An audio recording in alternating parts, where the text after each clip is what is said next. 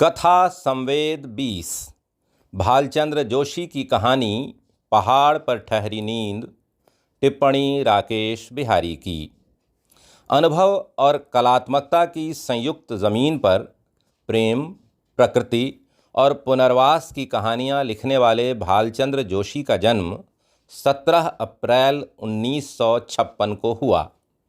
9 सितंबर 1976 को दैनिक नई दुनिया के रविवारीय अंक में प्रकाशित कहानी मोक्ष से अपनी कथा यात्रा शुरू करने वाले भालचंद्र जोशी के 6 कहानी संग्रह नींद से बाहर, पहाड़ों पर रात, चरसा, पालवा, जल में धूप और हत्या की पावन इच्छाएं, 2 उपन्यास प्रार्थना में पहाड़ और जस का फूल तथा एक आलोचना पुस्तक यथार्थ की यात्रा प्रकाशित हो चुके हैं।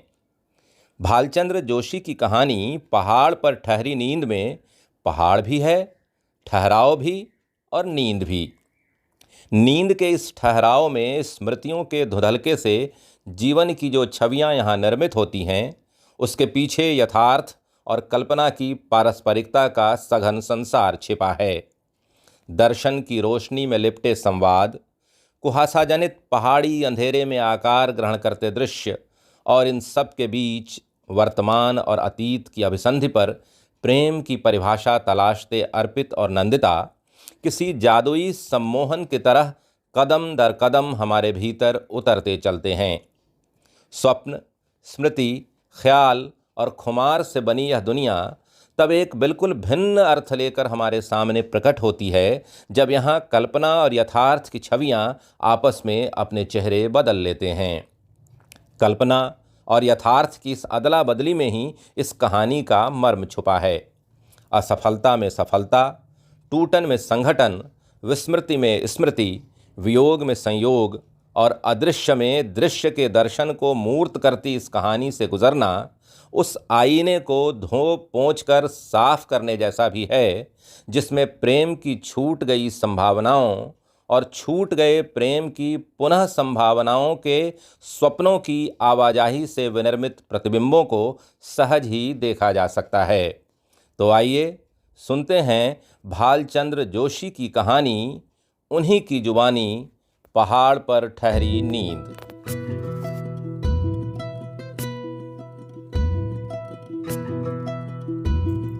कहानी का शीर्षक है पहाड़ पर ठहरी नींद। वह एक फरेबी शाम थी। धूप जाने की तैयारी में उजाला समेट रही थी और रात के आने की आहट नहीं थी। भर के पहाड़ अपनी सफ़ेदी खोकर एक अजीब से धुंधले रंग में डूबे उदास नज़र आ रहे थे। घुमावदार सड़कें हल्की सी बारिश की वजह से एक मासूम नमी से भरी थी जिस पर नंगे पैर चलना अच्छा लग रहा था। लंबे ऊंचे चीड़ के पेड़ एकदम सीधे तने खड़े थे, लेकिन उसमें दर्प नहीं था बल्कि जल्दी से रात के अंधेरे में गुम हो जाने की व्याकुल पीड़ा थी।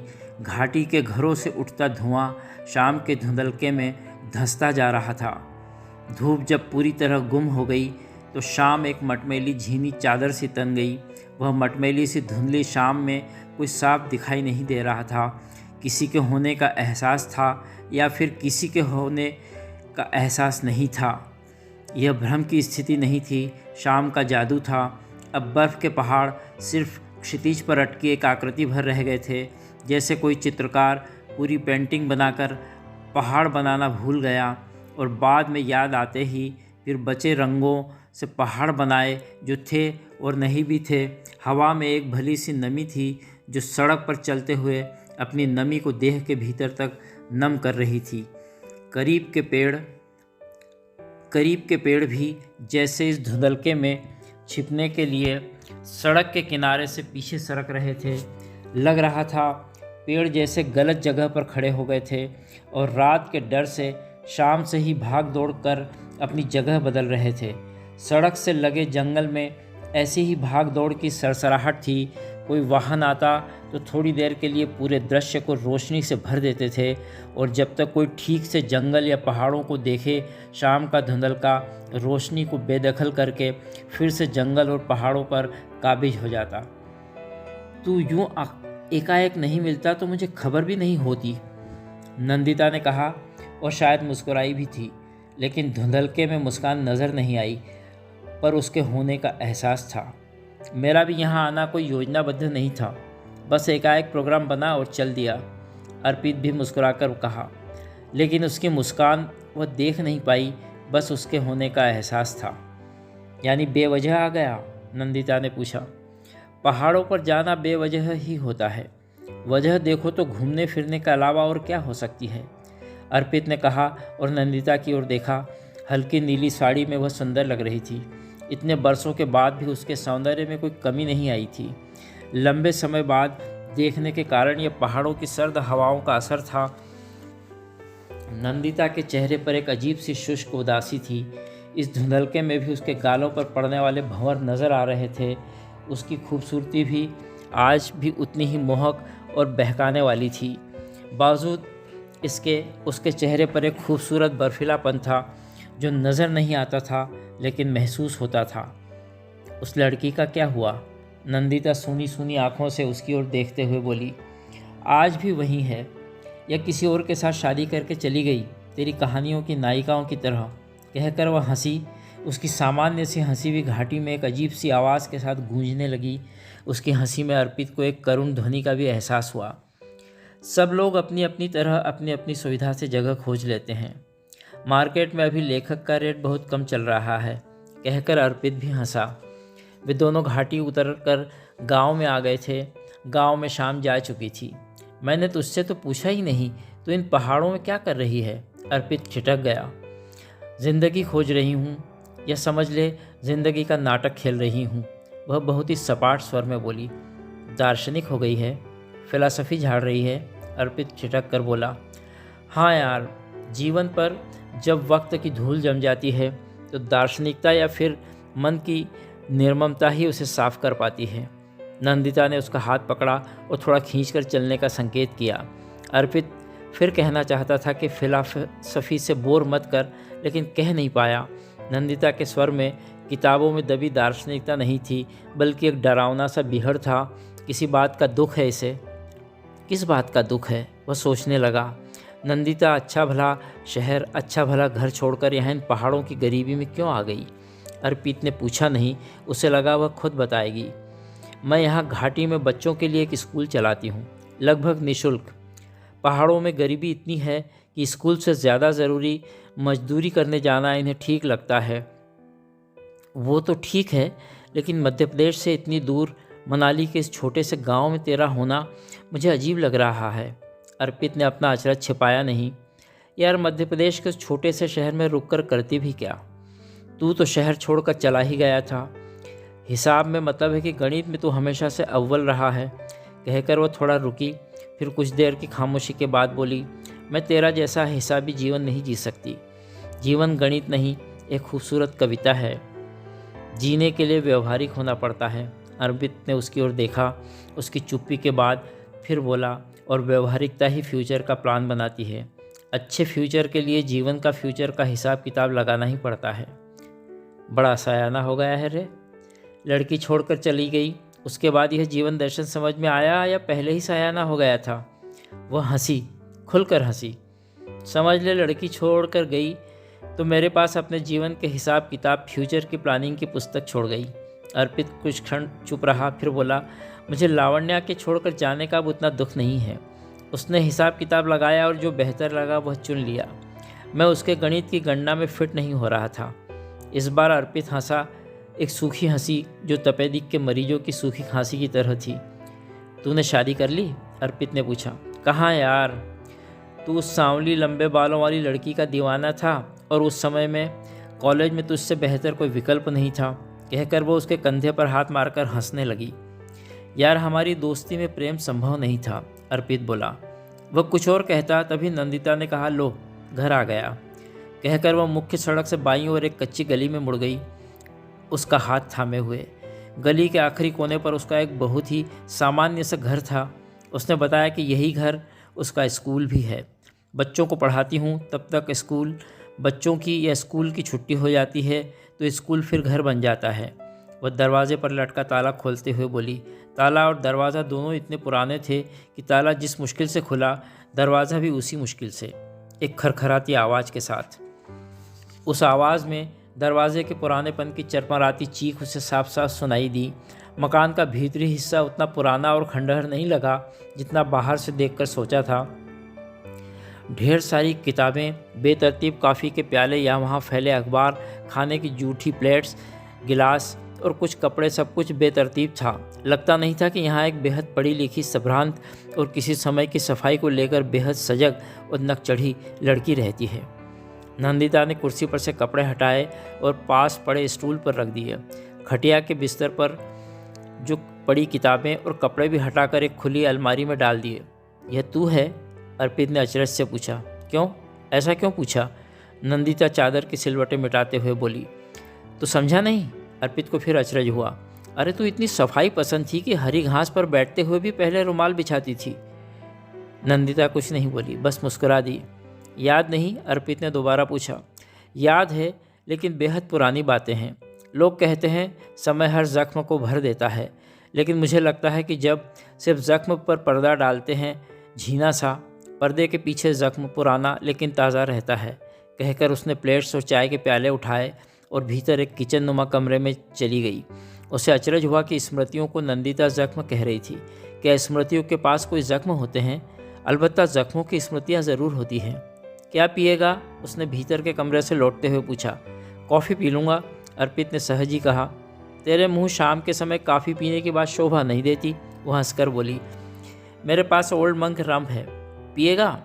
फिर उसके जवाब की प्रतीक्षा किए बगैर उसने अलमारी से ओल्ड मंक की बोतल निकाली, 2 साफ़ गिलास लेकर आई, फिर भी उसे नैपकिन से साफ़ किया और उसकी ओर देखकर कहा, नीट पीने की आदत छोड़ दी या कुछ मिलाने के लिए लाऊं? नंदिता ने गिलासों में रम डालते हुए पूछा। यार मैं कहूँगा तो तू भरोसा नहीं करेगी, लेकिन मैंने पीना छोड़ दी है। वह ऐसे संकोच से बोला जैसे पीना छोड़कर कोई अपराध किया हो।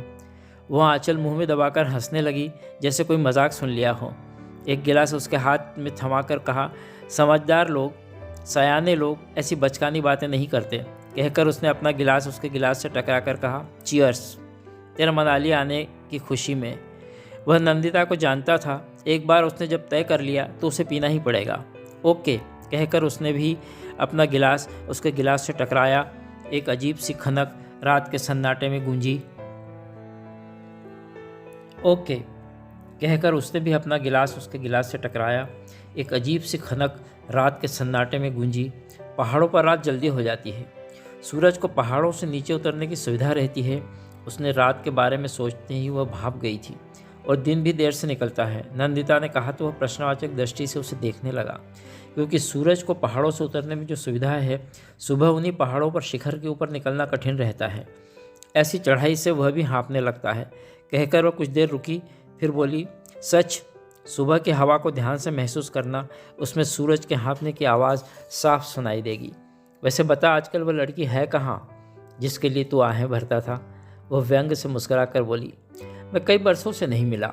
सुना है किसी शहर के कॉलेज में लेक्चरर है, और क्या पता चली भी गई हो। इतने बरसों में इतिहास इतनी गलियां बना देता है कि न चाहकर भी आदमी उसमें भटक जाता है। कहकर अर्पित ने एक घूंट लिया और गिलास टी टेबल पर रख दिया। तू ही बता, कुछ गलत कहा मैंने? नहीं यार, तू ठीक कहता है। हमारा वर्तमान जब बिगड़ता है तो सिर्फ फ्यूचर ही नहीं बिगड़ता, हमारे अतीत पर भी खरोंच के निशान आ जाते हैं। कहकर वह देर तक गिलास को देखती रही, फिर धीरे से एक घूंट लिया। फिर नंदिता को लगा माहौल बोझिल हो रहा है तो अकारण हंसकर बोली, छोड़ यार, वो क्या शेर है, हर किसी को मुकम्मल जहां नहीं मिलता। कहकर उसने गिलास उठाकर ऐसी व्यस्तता जताई जैसे रम का घूंट लेना बहुत श्रम का काम हो। नंदिता, अर्पित ने कैसी आवाज़ में कहा जो प्रायः दूसरों के दुख से आहत होकर एक भिन्न ध्वनि बन जाती है।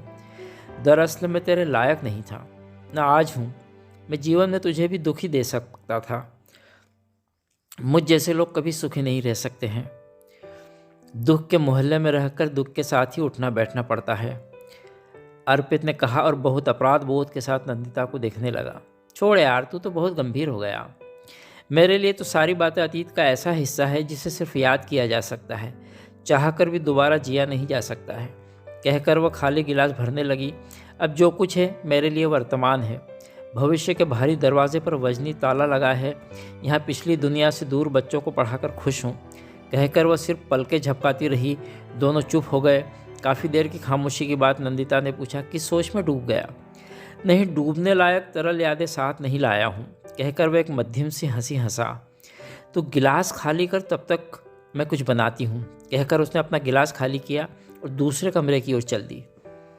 क्यों व्यर्थ मेहनत करती है, कहीं बाहर चलकर खा लेंगे, अर्पित ने कहा तो वह दूसरे कमरे से बोली, घर का खाना छोड़कर होटल में क्यों खाएं? कहते कहते वो किचन नुमा कमरे से देहरी पर आ गई। इस समय मनाली के बाज़ारों में पर्यटकों और लोकल लोगों की इतनी भीड़ रहती है कि खाना खाने से पहले धक्के खाने पड़ते हैं, कहकर वह वापस भीतर चली गई। वह अपना गिलास भरकर किचन के दरवाजे पर आकर खड़ा हो गया। मैं कुछ मदद करूं? उसने भौएं उठाई और होंठ टेढ़े करके अचरज और हास्य के मिश्रण की मुद्रा में कहा, तुझे आता क्या है, चल प्याज और टमाटर काट दे, कहकर उसने प्याज और टमाटर की प्लेट उसकी ओर बढ़ा दी। वह भी किचन में रखी दूसरी टेबल के पास खड़ा होकर प्याज काटने लगा। देख अर्पित, आज का खाना हम सिर्फ पेट भरने के लिए खा रहे हैं, इसमें स्वाद तलाश करने की कोशिश मत करना। वह तो मैं तेरे कहने से पहले ही समझ गया था। अर्पित प्याज और टमाटर काट कर वापस पहले वाले कमरे में आ गया। दोनों गिलास भरे और एक गिलास किचन में नंदिता को थमा कर आया और वापस लौटकर अपने लाल मफलर उतारकर पलंग के कोने पर डाला और अपनी पहली वाली कुर्सी पर गिलास थामे बैठ गया। नंदिता, उसने किचन की ओर मुँह उठाकर कहा, कभी कॉलेज के दोस्तों की याद आई? क्यों नहीं आएगी, और तुझे कैसे भूल जाती? किचन की व्यस्तता को स्थगित करते हुए उधर से नंदिता की आवाज़ आई, यार, व्यक्ति चाहे रहे न रहे, लेकिन प्रेम कभी नहीं मरता है। पुराना जुमला है, अर्पित ने हंसकर कहा। हाँ, लेकिन इस पुराने जुमले के नएपन को महसूस करने के लिए पुराना होना पड़ता है। बर्तनों की खनक के साथ नंदिता की हंसी भी इस कमरे तक आई। एक सामान्य सी बात को समझने के लिए किसी अजान टीचर को बहुत बड़ी ट्यूशन फीस देनी पड़ती है। वह बोली, छोड़ यार, अर्पित उसकी बात को रद्द करने वाले अंदाज में बोला, प्रेम सिखाया नहीं जाता है। हाँ, वह संजीदगी से बोली, लेकिन प्रेम उपहार में भी नहीं मिलता है। यार नंदिता, अर्पिता रम का घूंट लेकर बोला, तुम इतनी गुणी, इतनी सुंदर हो, कौन तुझसे प्रेम नहीं करेगा? मेरा दिल तो तेरा नाम सुनते ही धड़कने लगता है। उधर से उसने किसी बर्तन को घंटी की तरह बजाया और बोली, दिल का काम ही है धड़कना, लेकिन अफसोस यह है कि तेरा दिल मेरे लिए नहीं धड़कता है। ऐसी कोई बात नहीं है यार, तू इजाज़त दे तो मैं आज भी तुझसे प्रेम कर सकता हूँ, कहकर वह ज़ोर से हंसा। उधर से भी नंदिता की हंसी की आवाज़ आई। झूठ मत बोल, वह बोली। यार मैं सच कहता हूँ, वह लंबी हंसी को एक संक्षिप्त सी मुस्कान में बदल कर बोला। रहने दे यार, वह उधर से हंसते हुए बोली, तुझे झूठ बोलना आज भी नहीं आता, और ज़्यादा जोर मत दे इस बात पर। क्यों? अर्पित ने गिलास टेबल पर रखकर किचन की ओर देखते हुए पूछा। तेरे झूठ पर भरोसा होने लगेगा, कहकर वह जोर से हंसी। तो क्या समझता है, तू ही फिल्मी संवाद बोल सकता है? यार नंदिता, वह हार मानने वाले अंदाज में बोला, तू मेरी अच्छी दोस्त है। मैं समझता हूँ दोस्ती तो प्रेम से भी ज़्यादा बड़ी होती है। दोस्ती में अपेक्षाओं के दबाव नहीं होते हैं। मतलब? वह किचन के दरवाजे पर आकर खड़ी हो गई। क्या है कि प्रेम में भावुक अपेक्षाएं बहुत होती हैं।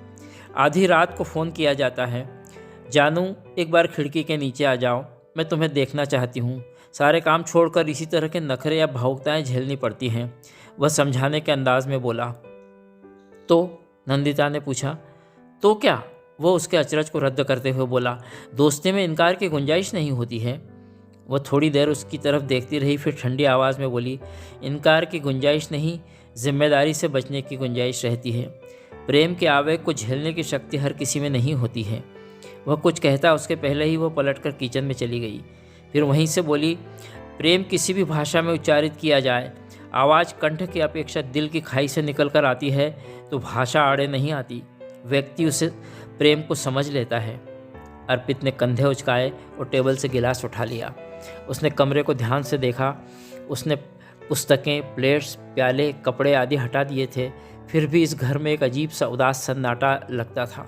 मिट्टी और लकड़ी की मूर्तियाँ, लैंप शेड आदि तमाम एक कमरे के लिए अस्वाभाविक चीज़ों को वह देखता रहा, लेकिन उसे लगा कि यह सब उसके छूते ही भरभरा कर गिर जाएंगी, मर जाएंगी। उसे निर्जीव वस्तुओं को देखते हुए लगता था कि उन मूर्तियों और तस्वीरों में जान है जो अभी बोल पड़ेंगी, लेकिन ऐसे जीवन से भरे घर में करुण चुप्पी क्यों है? खिड़कियां बंद है, लेकिन फिर भी उन पर सफ़ेद पर्दे डले थे। सफ़ेद रंग नंदिता को शुरू से प्रिय था। उसे अचरज हुआ कि एक फूलदान में उसने रजनीगंधा के फूल उनकी लंबी पतली शाखों सहित रखे थे। रजनीगंधा से एक मोहक खुशबू उठ रही थी, ऐसे खुशबू जो उसने पहले कभी महसूस नहीं की थी। थोड़ी देर पहले कमरे से सीलन की बू थी, वह एकाएक गायब हो गई थी। फिर उसे लगा कि रजनीगंधा के फूलों से मोहक गंध नहीं बल्कि मादक खुशबू आ रही थी, एक ठंडी और सुकून देने वाली खुशबू, जैसे देर तक इस फूलदान के करीब बैठे रहें। बाहर चल रही हवाएं शायद तेज़ हो गई थी, बंद खिड़की दरवाज़ों से ऐसे टकरा रही थी कि तेज़ सरसराहट की आवाज़ आती थी। कभी लगता बाहर कोई है जो दरवाजे भड़बड़ा रहा है, लेकिन दरवाजे भड़बड़ाने की आवाज़ में तेज़ी नहीं थी, जैसे कोई बहुत धैर्य से दरवाजे खिड़की बजा रहा है। उसने चुपचाप अपना गिलास खाली किया और उठकर दरवाजे तक आया और धीरे से दरवाज़ा खोला। बाहर कोई नहीं था और न कोई हवा चल रही थी। गली के 2 कुत्ते थे जो गली के छोर पर खड़े होकर उसे देखते हुए गुर्राने लगे थे। उन कुत्तों की गुर्राहट में एक अजीब सी प्रतिहिंसा की ध्वनि थी। कुत्तों की आंखें गुस्से से या सर्दी के मारे लाल हो रही थी। कुत्ते उसकी ओर देखते हुए और गुर्राते हुए गली में पलट गए। अब वे दिखाई नहीं दे रहे थे और न उनकी आहट सुनाई दे रही थी। गली में एक दारुण सन्नाटा था जो किसी भी सामान्य व्यक्ति को भय की सिहरन पैदा कर दे। रात ज़्यादा नहीं हुई थी, पर सभी घरों के दरवाजे बंद थे। हालांकि उसे मालूम था कि पहाड़ी लोग जल्दी सो जाते हैं, जागते भी हैं तो किसी कारणवश सामूहिक रूप से या फिर अपने घर के भीतर दरवाजे बंद करके जागते हैं, बातें करते हैं। कितनी अजीब बात थी। मनाली जो खूबसूरती का दूसरा नाम माने जाने वाला शहर है, इस शहर की गलियों में ऐसी भयावह चुप्पी है। खाना मैंने टेबल पर लगा दिया है। अचानक नंदिता की आवाज़ आई और वह चौंक पड़ा। दरवाज़ा बंद किया और टेबल तक आया। दाल, सब्जी और रोटियां थी, शायद चावल भी बनाए थे। अकेली लड़की ने कितना जल्दी कितना खाना बना लिया है। खाने से पहले दोनों ने बोतल खाली करते हुए 2 गिलास फिर तैयार किए और खाली बोतल को टेबल के कोने पर रख दिया।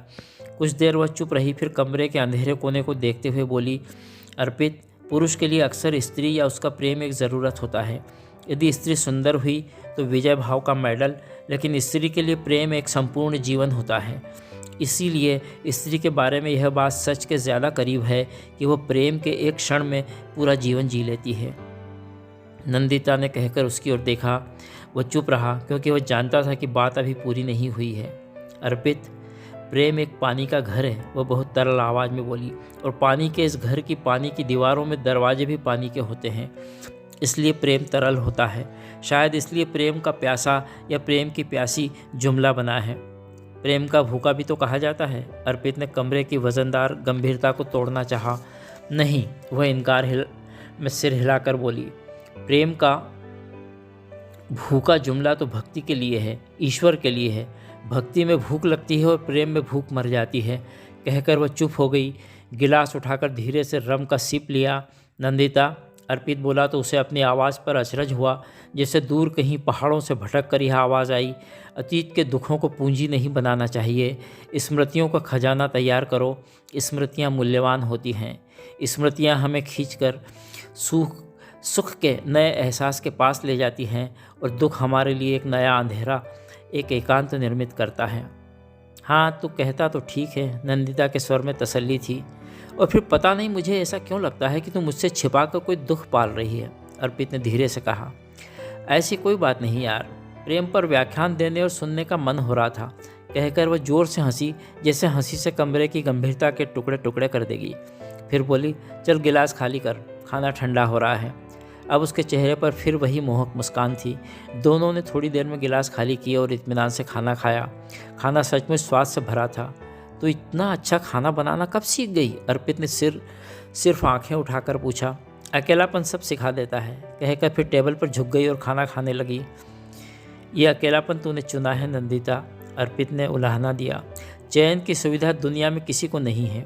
एक क्षण भी अपने चैन से कुछ नहीं कर सकते हैं। कहकर वह माहौल के भारीपन को शायद हल्का करने के लिए हंसी और बोली, तो चला गया तो सब कुछ चला गया। तूने तो खीर ज़मीन पर बिखरा दी। वह मुस्कुराई। मतलब? अर्पित ने पूछा। न वह लेक्चरर लड़की तुझे मिली और न तू हमें मिल पाया। वह ऐसे बोली जैसे अपने कहे का मज़ा लेना चाहती हो। तूने किसी की तरफ ध्यान ही नहीं दिया। सैकड़ों दीवाने तेरे कदमों में लौट जाते। कहकर वह हंसा। मुझ में क्या धरा है? इतना साधारण कि एक लड़की आसानी से मुझे छोड़कर चली गई। वह बोला, तू खास है, औरों से अलग, इतना अलग कि तुझ जैसा कोई नहीं। फिर वह भर्राई आवाज़ में बोली, सच कहती हूँ, तुझ जैसा कोई नहीं, तू खुद भी नहीं। कहकर वह इस बार हंसी नहीं, चेहरा एक अव्यक्त पीड़ा से भर गया। अर्पित चुप हो गया। हंसी मजाक में ही बातें गंभीरता की ओर पलट गई थीं। नंदिता का चेहरा भावहीन था, चुपचाप खाना खाती रही। मैं खास इसलिए था कि तूने मुझसे दोस्ती की, या मजाक में जिसे तू प्यार कह रही है। तेरी संगत ने मुझे खास बनाया, वरना मैं तो बिल्कुल साधारण हूँ, न शक्ल न अक्ल। कहकर अर्पित ने नंदिता का हाथ थपथपाया, जिसमें नंदिता के लिए तसल्ली की चाह थी कि वह बात को समझ जाए। बदले में वह सिर्फ मुस्कुराई। उसकी मुस्कान में उसे दी जा रही तसल्ली के लिए भरोसा नहीं था। नंदिता कॉलेज के दिनों में बहुत सुंदर थी। कॉलेज में लड़के उसके दीवाने थे। हालांकि आज भी उसकी खूबसूरती में कोई कमी नहीं थी, लेकिन अजीब सा ठंडापन था। वह हंसती भी थी तो उसकी आंखें नहीं हंसती थी। उसकी आंखों में मोहक उजाड़ था। लुभावनी सी वीरानगी थी। खाना खत्म करके अर्पित प्लेटें उठाकर किचन में रखाया। नंदिता ने मना भी नहीं किया। टेबल साफ करके वह नैपकिन से हाथ पोंछकर उसके पास आई। तुझे याद है तेरी उस लेक्चरर लड़की का क्या नाम था उसका? हाँ, लावण्या। उसका नाम तूने पॉलिएल्थिया पेड़ पर नुकीले पत्थर से गोद दिया था, जो कॉलेज के पीछे के ग्राउंड पर कोने में था। हाँ याद है, वह पेड़, वह नाम अभी भी है। हाँ, लेकिन पहुंच से बाहर। मतलब? नंदिता आंखें अचरज में फैलाकर और खूबसूरत हो गई। अर्पित हंसा, फिर बोला, जब नाम गोदा था तब पेड़ छोटा था। अब इतने बरसों में पेड़ ऊंचा होता गया और नाम भी। अब सब कुछ पहुंच से बाहर है। वह तो पहले से ही एलीट क्लास की थी। पहुंच से बाहर, करीब होने का भ्रम तो सिर्फ मुझे था। कहकर वह क्षण भर के लिए कमरे के अस्त व्यस्त सामान में गुम सा हो गया। फिर रुक कर बोला, पेड़ ऊंचा हुआ तो भ्रम भी दूर हो गया। पेड़ ऊंचा हुआ तो उसका नाम भी ऊंचा होता गया। इतने नीचे से मैं ठीक से पढ़ नहीं पाता हूँ। सिर्फ उस नाम का उस पेड़ पर होने का एहसास है। नंदिता ध्यान से सुन रही थी। धीरे से बोली, होने या न होने का एहसास ही सब कुछ बदल देता है। कभी कभी तो पूरी दुनिया ही बदल देता है। कहकर वह चुप हो गई। थोड़ी देर की चुप्पी रही, फिर दोनों हंसने लगे। दोनों की हंसी कमरे के हल्के उजाले में पृथक पृथक अवसाद घोलने लगी। अब चलूँ मैं? सहसा अर्पित ने पूछा। आज का दिन, मतलब आज तेरा पूरा समय मेरा है। कहकर उसने बाहर का दरवाज़ा खोला और कहा, चलो मंदिर तक घूम के आते हैं। इस समय? अर्पित थोड़ा हचकचा गया। इस समय में क्या खराबी है? नंदिता ने सहज स्वर में पूछा। बाहर तेज़ हवाएं चल रही हैं, कैसे चलेंगे और कहाँ? अर्पित ने पूछा। मंदिर चलते हैं, यहाँ हिडिंबा देवी का मंदिर है, बहुत प्रसिद्ध। मनाली आए और यह मंदिर भी नहीं देखा तो तू एक पौराणिक आख्यान को साक्षात देखने से वंचित रह जाएगा। कहकर वह उसका हाथ पकड़कर बाहर लाई और उसने दरवाज़ा बंद किया। तुम मंदिर से अपने होटल चले जाना, मैं वापस आ जाऊंगी। कहकर वह गली में आगे बढ़ी, पर उसका हाथ नहीं छोड़ा। तुझे नींद नहीं आ रही? चलते हुए अर्पित ने पूछा। नहीं, नींद कहीं बर्फ़ के पहाड़ों में दबी है, या वहीं कहीं रुकी हुई है। कहकर वह दूर अंधेरे में डूबे बर्फ़ के पहाड़ों को देखती रही। फिर जैसे जैसे आगे बढ़ी, कुछ बोलते बोलते रुक गई। वह मुस्कुराकर बोला, आज तो तूने गंभीरता के अपने खुद के सारे रिकॉर्ड तोड़ दिए। बदले में नंदिता भी हंसने लगी। उसे अचरज हुआ कि अब न हवा चल रही थी, न पेड़ों की सरसराहट थी। एक तल्ख चुप्पी भी जैसे उनके साथ चल रही हो, जो नंदिता की हंसी से महज क्षण भर के लिए टूटी थी। उसे लगा कि आसपास न सिर्फ घरों में लोग सोए हैं, बल्कि घर भी सोए हैं। नंदिता शायद अंधेरे में चलने की अभ्यस्त थी। नंदिता उसका हाथ थामे चल रही थी और उसे लग रहा था कि अंधेरे में नंदिता नहीं है, सिर्फ एक हाथ है जो उसका हाथ पकड़े चल रहा है। फिर धीरे धीरे हाथ के स्पर्श का एहसास भी खत्म हो गया और उसे लगा सिर्फ अंधेरा उसका हाथ पकड़ के चल रहा है। हालांकि वक्त ज़्यादा नहीं हुआ था, लेकिन फिर भी इतना कम नहीं गुजरा था कि उसे साधारण समय कहा जा सके। और फिर पहाड़ों की रात तो तेज़ी से पहाड़ों और बस्ती पर अपना कब्जा जमाती है। अर्पित को सारा कुछ अजीब लग रहा था। हालांकि इसमें अजीब होने जैसी कोई बात नहीं थी। नंदिता शुरू से ही ऐसी बिंदास थी। फिर भी कुछ ऐसा था नंदिता के व्यवहार में जो उसे असहज लग रहा था, लेकिन वह उसे व्यक्त नहीं कर सकता था। वे दोनों बीच बाजार से नहीं गुजरे, पीछे एक गली से होकर वे दोनों मंदिर की सीढ़ियों तक आए। मंदिर एक छोटी सी पहाड़ी के ऊपर था। वे लोग सीढ़ियाँ चढ़ रहे थे, तभी एक कुत्ता अर्पित की ओर भौंकता हुआ आया। अर्पित डरकर भागने लगा। नंदिता ने उसका हाथ अभी भी नहीं छोड़ा था, इसलिए नंदिता ने उसे वापस खींच लिया। नंदिता ने पलटकर कुत्ते को ऐसी डांट लगाई जैसे किसी स्कूली बच्चे को डांट रही हो। कुत्ता भी सहम कर चुप हो गया। कुत्ता आगे नहीं बढ़ा। वे लोग मंदिर की सीढ़ियाँ चढ़ते रहे।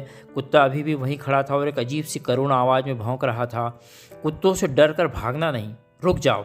हमारे रुकने से कुत्ते का साहस खत्म हो जाता है, फिर वह भौंकता रहेगा लेकिन झपटेगा नहीं। नंदिता ने कहा तो क्षण भर के लिए उसका हाथ नंदिता के हाथ से छूट गया। चारों तरफ गहरा और स्याह अंधेरा था। ऐसे में उसे कुत्ते का करुण रुदन और उसकी आवाज़ सुनकर दूसरे कुत्तों का रुदन भी शुरू हो गया। अंधेरा ऐसा था कि एक कदम भी आगे बढ़ना उसके लिए मुमकिन नहीं था। तभी नंदिता ने उसका छूटा हाथ फिर पकड़ लिया। अब उसका साहस धीरे धीरे लौटने लगा। नंदिता के कोमल हाथों में उसका हाथ फिर जिस तरह से गिरफ्त में था, उससे लगता था कि जैसे उसे डर हो कि दोबारा हाथ नहीं छूट जाए। अर्पित को फिर भी यह बात जरूर खटक रही थी कि कुछ ऐसा हो रहा है या होने जा रहा है जो उसकी समझ से बाहर है। कुत्ते ही नहीं, पेड़ भी अपनी जगह खामोश और एक दूसरे के पीछे छिपने की कोशिश करते दिखाई दे रहे थे, जबकि पेड़ों को ऐसे ही क्रम में लगाया गया था कि एक लंबी कतार में दिखाई दे। लेकिन अर्पित को वे ऐसे डरे हुए लग रहे थे जैसे एक दूसरे के पीछे छिपने से किसी बड़े तूफान से बचा जा सकता है, जबकि हवा का कोई मामूली सा झोंका तक नहीं महसूस हो रहा था। बस माहौल में एक नमी थी जो गर्म कपड़ों के बावजूद पसलियों तक पहुंचकर पहाड़ों की ठंडक कैसी होती है समझा रही थी। आकाश में एक तारा भी नहीं था और चांद भी दिखाई नहीं दे रहा था। रात इतनी उजाड़ और विधवा सी लग रही थी जैसे उसका सारा लावण्य अपहरण कर लिया गया हो। एकदम सूखी और रंगहीन रात थी। ऊपर मंदिर में कुछ लोग थे जो देवी दर्शन करने के बाद बाहर सीढ़ियों पर आकर बैठ गए थे। अर्पित को अचरज हुआ कि ऐसी ठंड और रात को ये लोग कैसे एंजॉय कर रहे होंगे। सीढ़ियाँ गीली नहीं लेकिन ठंडी थी। सीढ़ियों के पुराने पत्थर अब घिसने लगे थे और अपना खुरदरेपन की योग्यता से खारिज हो रहे थे। ऐसी ठहरी हुई ठंडी और बेजान रात उसने पहले कभी नहीं देखी थी। दूर शहर की रोशनी चमक रही थी, लेकिन उसकी चमक मंदिर से देखने पर बहुत धुंधली और मन के उल्लास को जगाने में असमर्थ थी। यहाँ से देखने पर लगता था कि शहर की रोशनी रात के अंधेरे को बेदखल नहीं कर पाई थी। रोशनी के बावजूद शहर में रात थी और अपने होने का एहसास भी दिला रही थी। कैसा लगा? सहसा नंदिता ने पूछा। क्या? अर्पित के ख्यालों को धक्का लगा। अरे यार, यही मंदिर आकर कैसा लगा? वो उसके कंधे को हिलाकर बोली, जैसे वह विचारों में गुम हो और धक्का लगने से विचारों के भीतर गिरने की अपेक्षा बाहर गिरेगा।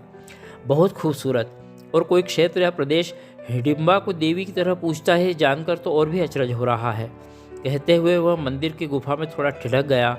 मंदिर का स्थापत्य बता रहा था कि मंदिर बेहद पुराना है। उसकी गुफा भी प्राकृतिक थी। क्या मांगा? नंदिता हंसकर बोली, उस तेरी निर्मम लड़की के सिवा। यार, हम किसी को एक जगह फैसला सुनाकर अपराधी नहीं बना सकते। अर्पित को एकाएक यूं लावण्या को निर्मम कहना बुरा लगा। हर किसी की अपनी मजबूरी होती है, हर किसी के अपने कोई निजी दुख होते हैं।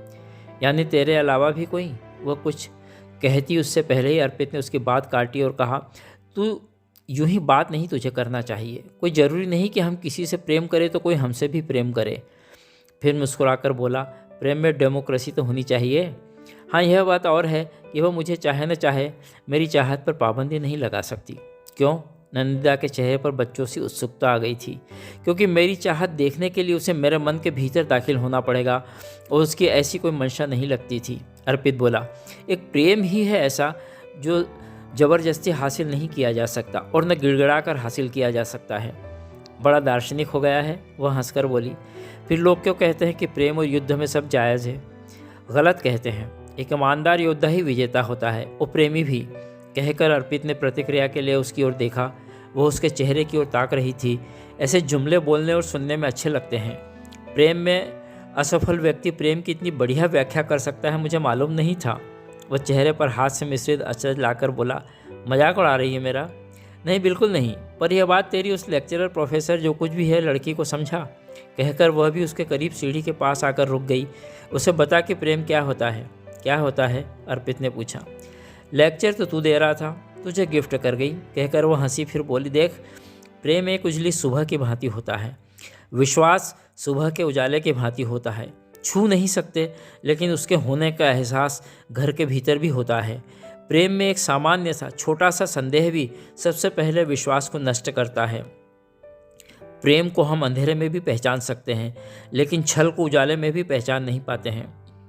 कुछ देर पहले तूने प्रेम को पानी कहा था, अर्पित ने कहा। हाँ, कहा था, प्रेम का कोई एक रूप होता है क्या? कहकर वो उसकी ओर देखने लगी। यार तू भी लेक्चर देना सीख गई, अर्पित उल्हाने भरे स्वर में बोला। तो क्या वह तेरी लेक्चरर ही लेक्चर दे सकती है?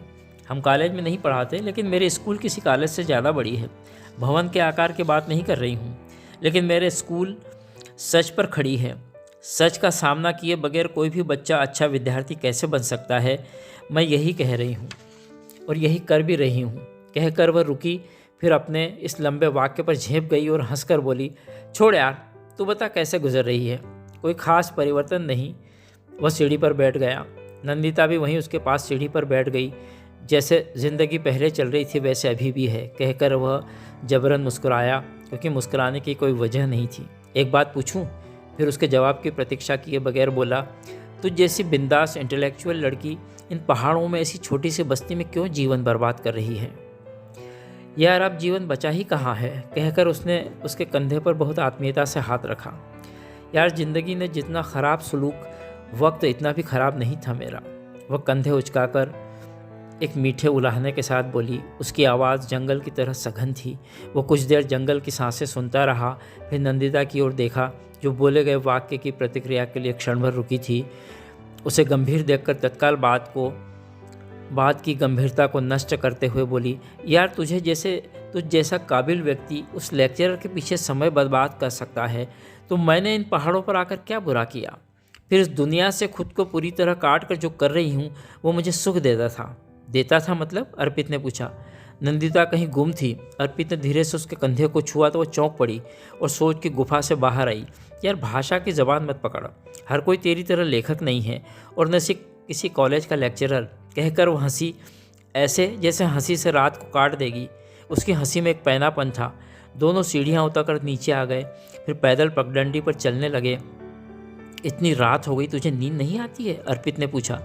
जवाब में वो फैले हुए पहाड़ों को देखने लगी, फिर कुछ रुककर बोली, तू जा, मैं चली जाऊंगी। नंदिता ने कहा, तेरा घर ज़्यादा दूर नहीं है, मैं तो तुझे छोड़कर वापस चला जाऊंगा। ठंड लग रही है, मैं अपना मफलर भी तेरे घर भूल आया हूँ, वह भी ले लूँगा। अर्पित ने कहा तो उसने इनकार में गर्दन हिला दी।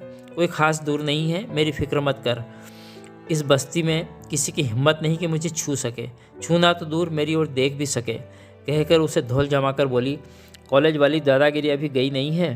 फिर वो एकाएक चुप हो गई और कहीं दूर अंधेरे में देखती रही। वह उसे जाते हुए देखता रहा।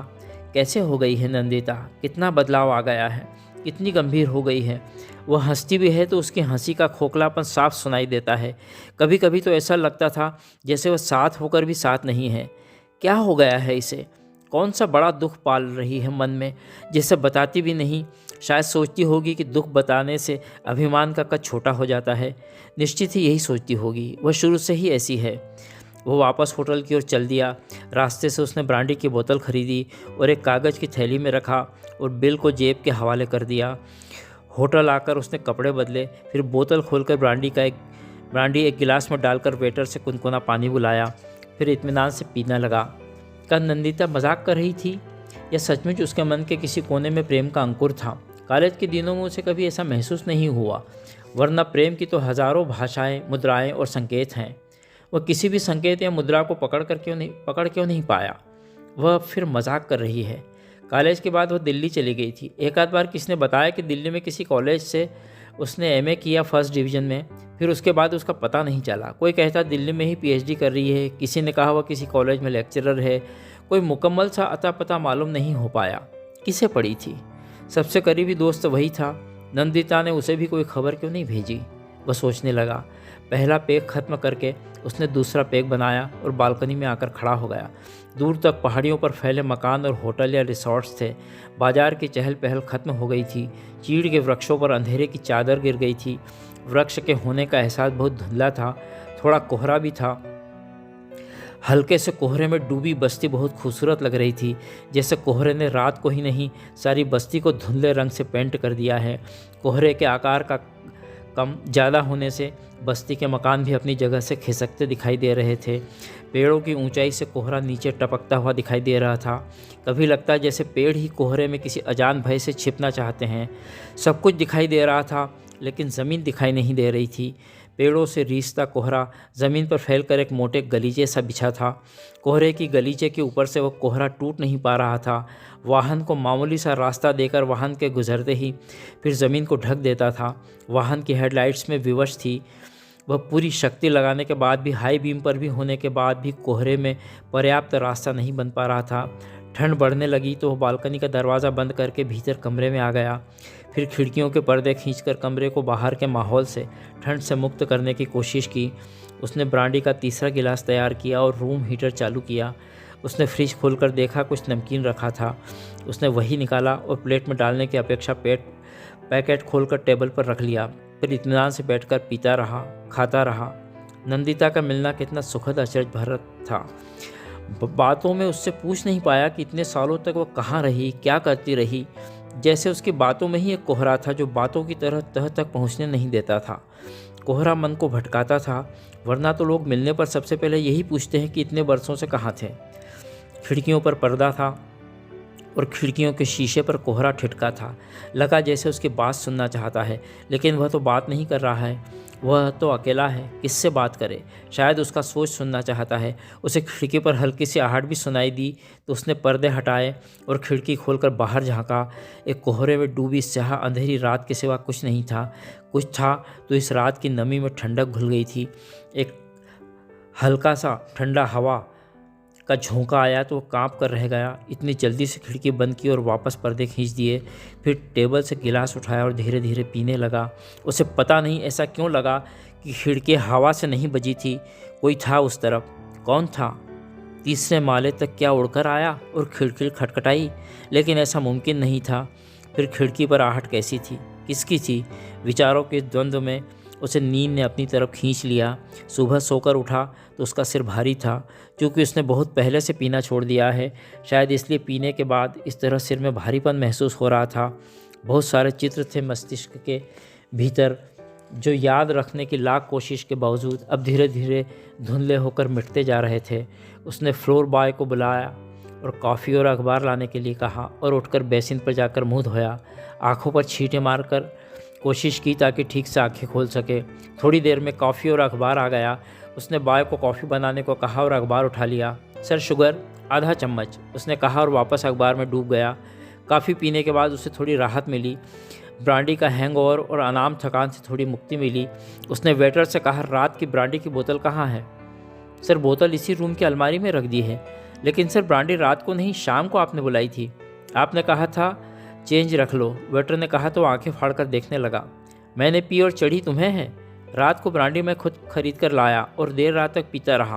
फ्रिज में रखा नमकीन पाउच भी यहीं कहीं पड़ा होगा, अर्पित ने झुंझला कर कहा।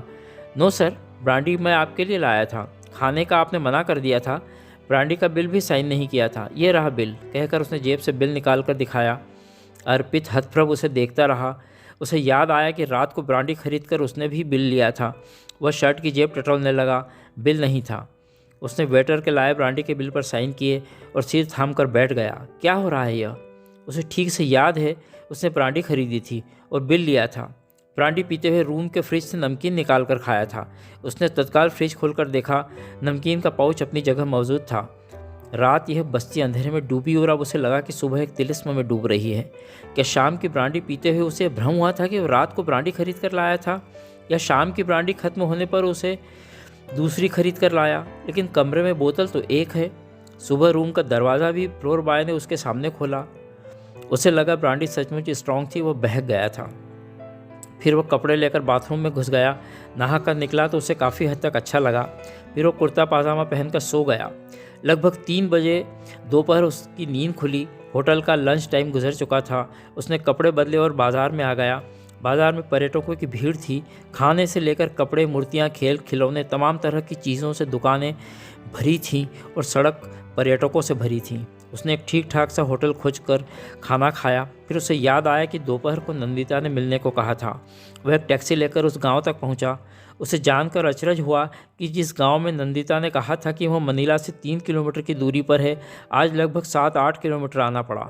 क्या रात के धुंधलके में गाँव खिसक कर ज़्यादा दूर हो गया? फिर अपनी मूर्खता को उसने मनी मन डांटा। बेवकूफ़ी भरी बातें हैं यह। वह नंदिता के साथ पैदल ही आया था। यह तो लेकिन सच है, क्या वह रात को 7-8 किलोमीटर पैदल चला? उसे इस बात पर भी यकीन नहीं आया। उसने गांव पहुंचकर टैक्सी छोड़ दी। टैक्सी का भुगतान करके उसे विदा किया, क्योंकि नंदिता के पास उसे कब तक रुकना पड़े उसे खुद नहीं मालूम था। नंदिता यदि किसी बात की ज़िद पकड़ ले तो उसे समझाना कठिन काम है। नंदिता की ज़िद ऐसी है कि फिर इसे कोई मना नहीं सकता है। समय ज़्यादा नहीं हुआ था, ठीक से शाम भी नहीं हुई थी, लेकिन आज आसमान अकेला नहीं था। वो बादलों की उपस्थिति से खुश था। माहौल में नमी कल से कुछ ज़्यादा थी और थोड़ा सा धुंधलका भी आ गया था। रात के बाद अब दिन में बस्ती बदली बदली सी लग रही थी, जैसे वह गली भी याद नहीं आ रही थी जहाँ नंदिता का घर और स्कूल थे। रात को और दिन में इस बस्ती में ही नहीं, किसी भी शहर में यह दिक्कत आती है कि रात की शहर को जिस तरह से देखती है, दिन में नज़रों में बदलाव आ जाता है। वह रात की पहचान को स्मृतियों से बेदखल करना चाहती है, खासकर किसी गली या घर को खोजने के लिए। उसे बहुत भटकना पड़ा। बस्ती बहुत छोटी थी, लंगी, लेकिन नंदिता को कोई नहीं जानता था। आखिरकार बहुत भटकने के बाद बस्ती के आखिरी सिरे पर एक अधेड़ दंपति रहते थे, उसी गली में, गली के आखिरी छोर पर, नंदिता के घर के पास। नंदिता के घर ताला लगा था। रात को घर जैसा दिखाई दिया। आज दिन में देखने पर थोड़ा सा बदलाव जरूर लगा, लेकिन यह बदलाव रात के अंधेरे और दिन के उजाले में देखने के आम भ्रम की भांति था। अधेड़ दंपत्ति ने उसे अपने घर के भीतर बुलाया और बैठने के लिए एक कुर्सी दी। वे दोनों सामने खटिया पर बैठ गए।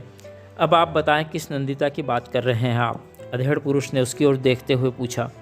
यहीं इस सामने घर में जहाँ ताला लगा है, वहीं रहती है वह। नंदिता नाम है उसका और स्कूल टीचर है।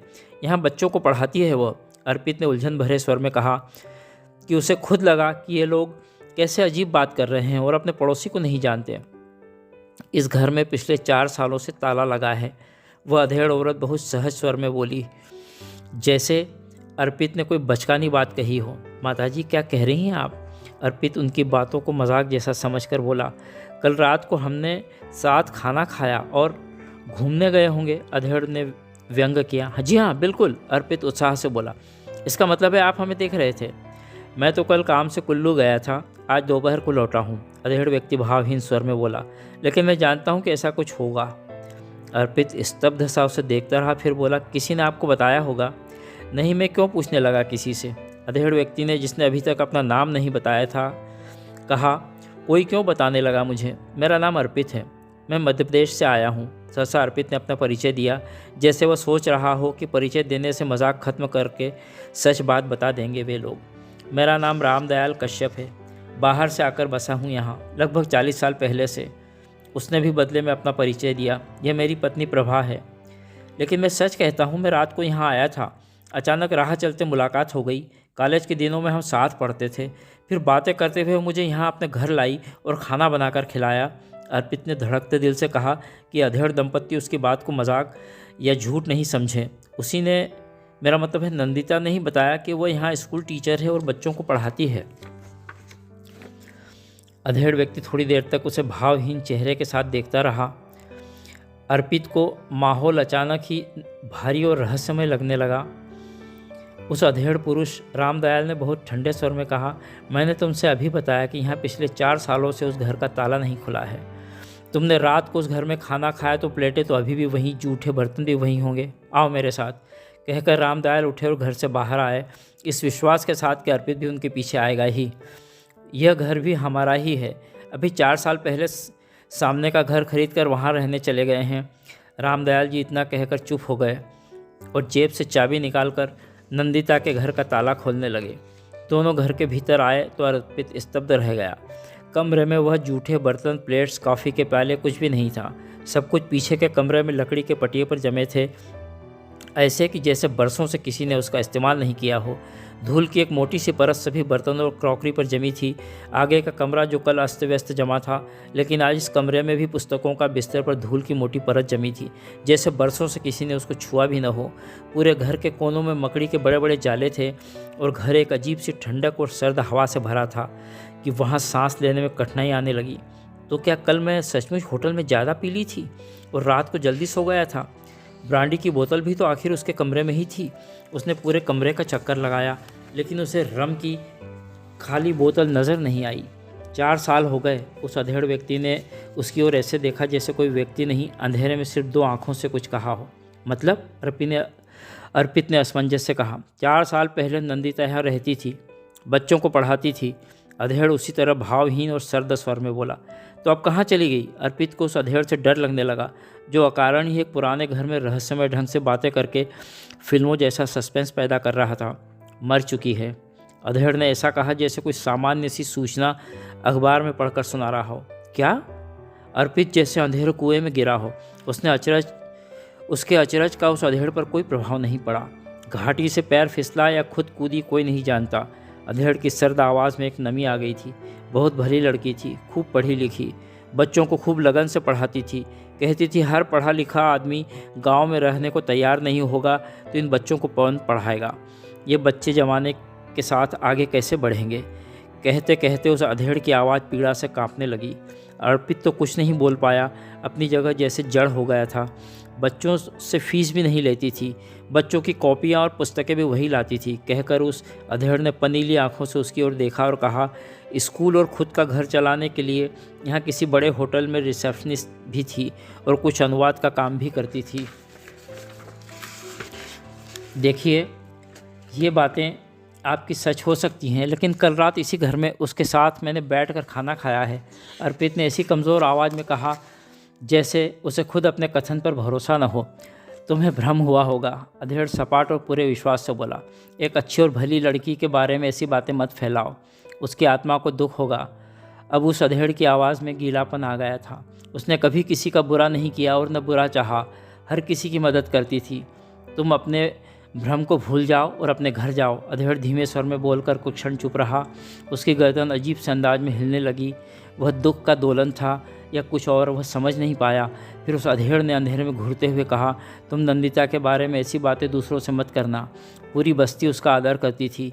उसके बारे में ऐसी बातें सुनकर बस्ती के लोगों को दुख होगा और गुस्सा भी आएगा।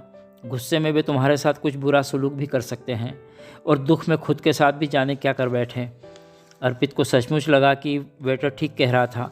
वो शाम से ही होटल में पी रहा था और ख्यालों में एक दुनिया बना ली। वैसे भी कॉलेज के दिनों के बाद से मन में कहीं अवचेतन में नंदिता की यादें सुरक्षित थीं, इसलिए वह जरा से जिक्र या स्मृतियों की मामूली सी आहट पर वह स्मृतियों में अपने यथार्थ मिलाकर उन स्मृतियों को आज की तरह जीने लगा है। एक अधेड़ उम्र का व्यक्ति जो नंदिता के लिए मन में इतना स्नेह रखता है, इतना सम्मान रखता है, उसके बारे में गलत सुनने पर गुस्सा कर सकता है तो खुद क्यों कुछ गलत कहेगा। उसे अब वेटर की बात सही लगने लगी। सचमुच ब्रांडी वह नहीं वेटर लाया था। वह लाया होता तो बिल उसके पास उसकी जेब में होता, क्योंकि वेटर के माने तो शाम के बाद तो वह कमरे से कहीं निकला ही नहीं। उसे अपने ऐसे भ्रम पर जो यथार्थ समझने के लिए ज़िद की हद तक चला गया था, बहुत शर्म आई। कमरे की जो हालत है उसे देखकर लगता है कि बरसों से यहाँ किसी ने कदम नहीं रखा है। उस अधेड़ ने उसकी कोहनी को छुआ और चलने का संकेत दिया। वे दोनों बाहर आए। नंदिता का मिलना उसकी कल्पना को यथार्थ में जीने की चरम सीमा थी। यह रात को नंदिता सचमुच उसके साथ थी। कुत्ते उसे देखकर डर रहे थे। उसे याद आया नंदिता ने कल चाहे ख्यालों में ही सही उससे कहा था कि यहाँ पहाड़ों पर ज़िंदगी खोज रही हूँ, समझ लो ज़िंदगी का नाटक खेल रही हूँ। यह बात सपनों में कितनी मार्मिकता से नंदिता ने कही थी। नंदिता जैसे वो भूल भी नहीं पाया था, क्योंकि ऐसी दोस्त मुश्किल से और भाग्य से मिलते हैं। अर्पित ने सोचा, जिसने कभी भाग्य जैसी चीज़ों पर भरोसा नहीं किया। अधेड़ और वह दोनों बाहर आए तो अधेड़ ने पलटते हुए उसका हाथ पकड़ा और कहा, किसी से ऐसी बातें मत करना। तुम्हारे लिए तो तुम्हारी कल्पना खेल है, लेकिन ऐसी अफवाहों से मेरा और मेरी पत्नी का मन दुखता है। इस बस्ती के, इस मोहल्ले में या आसपास के मोहल्ले में ऐसी बात करोगे तो कोई भरोसा नहीं करेगा, बल्कि गुस्सा होकर हाथापाई पर उतर आएगा। अर्पित ने बूढ़े का हाथ आश्वस्ति में थपथपाया और चल दिया। उसने सोचा ब्रांडी कितनी स्ट्रांग थी, उसके भीतर छिपी भावनाओं और विचारों की उड़ान को कितनी ऊपर ले गई। उस जैसा व्यक्ति भी ऐसी बातों में विश्वास में पड़ गया।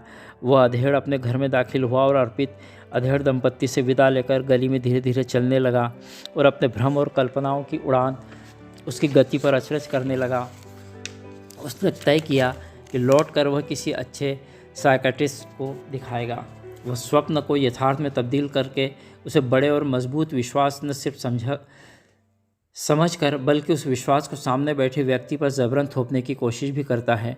उसने मनोविज्ञान की कुछ पुस्तकों में पढ़ा था कि ज़्यादा संवेदनशील व्यक्ति कल्पना को इस हद तक जीता है कि धीरे धीरे वह उसके लिए मजबूत यथार्थ हो जाती है। वह चलता हुआ गली के मुहाने पर आया तो सहज ही पलटकर नंदिता के घर की ओर देखा तो स्तब्ध रह गया, जैसे ज़मीन में उसे किसी ने कीलों से ठोक कर जड़ कर दिया हो। नंदिता के मकान की छत पर एक बड़ी लकड़ी के डंडे में उसका लाल मफलर किसी कटीले तार में फंसी पंछी की भांति हवा में फड़फड़ा रहा था, जो कल रात वह नंदिता के इस घर में भूल गया था। उसने बहुत भारी मन से वापसी के लिए कदम उठाए। शहर दूर था, उसे कोई टैक्सी भी नज़र नहीं आ रही थी, लेकिन वह आज ही मनाली छोड़कर जाना चाहता था।